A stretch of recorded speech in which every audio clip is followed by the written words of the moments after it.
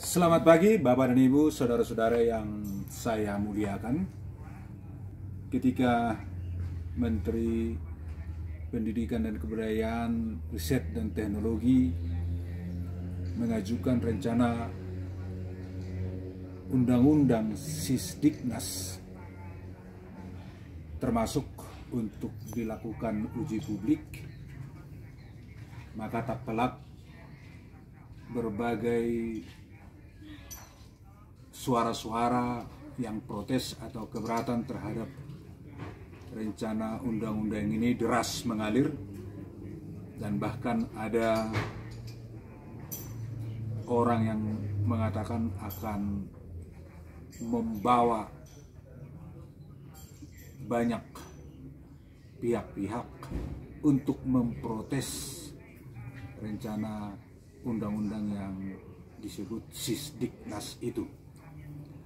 Bagi saya ini menarik karena alasan beberapa hal. Yang pertama, saya melihat ada kecenderungan bahwa keberatan atau protes itu terkesan emosional, dalam arti kurang memahami isi atau esensi dari RUU Sisdiknas itu. Yang berikutnya, alasan penolakan atau keberatan yang menyatakan bahwa rencana undang-undang itu tidak memihak kepada guru dan dosen, atau itu tidak menghargai guru dan dosen. Menurut saya itu sangat terlalu prematur anggapan itu, karena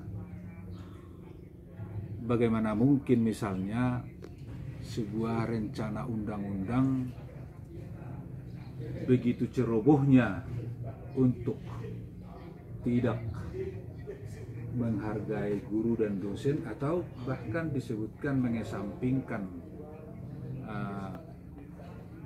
kepentingan guru dan dosen di RUU itu.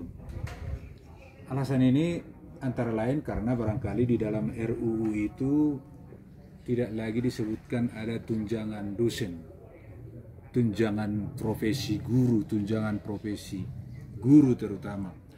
Tapi kembali saya katakan, apakah sebuah rencana undang-undang terlalu ceroboh menghilangkan katakanlah tunjangan yang selama ini diterima oleh para guru, hanya karena misalnya di undang-undang ini tidak ada disebutkan tunjangan profesi dosen.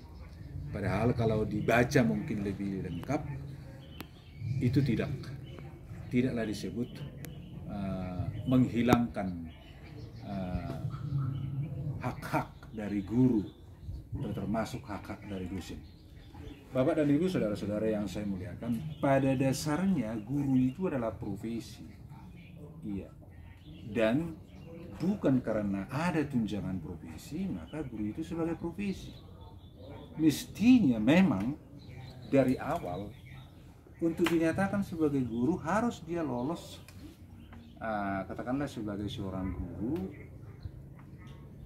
dan itu bukan diperuntukkan kepada orang yang sudah menjalani pekerjaan guru bertahun-tahun, bahkan berpuluh tahun.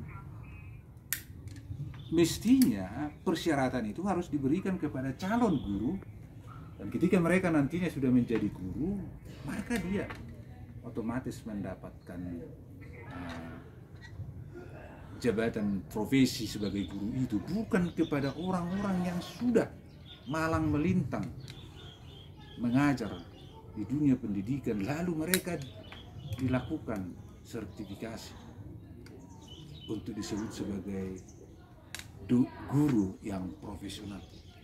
Bapak dan Ibu, bisa kita bayangkan bahwa kita ini adalah orang-orang yang diajari oleh guru yang belum mendapatkan sertifikat sebagai guru yang profesional, tapi mereka menjalankan profesinya. Ada banyak hingga sekarang sekolah-sekolah yang belum memiliki guru yang tersertifikasi.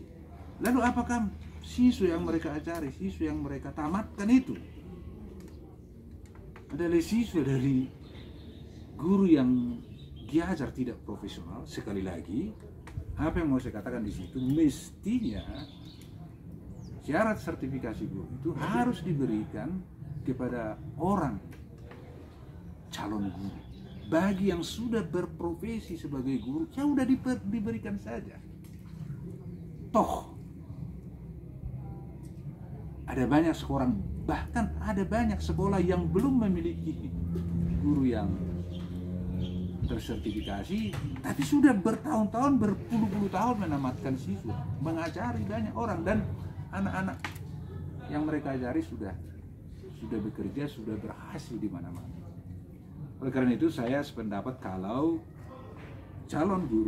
bagi calon guru dilakukan upaya-upaya untuk menjadikan mereka profesional.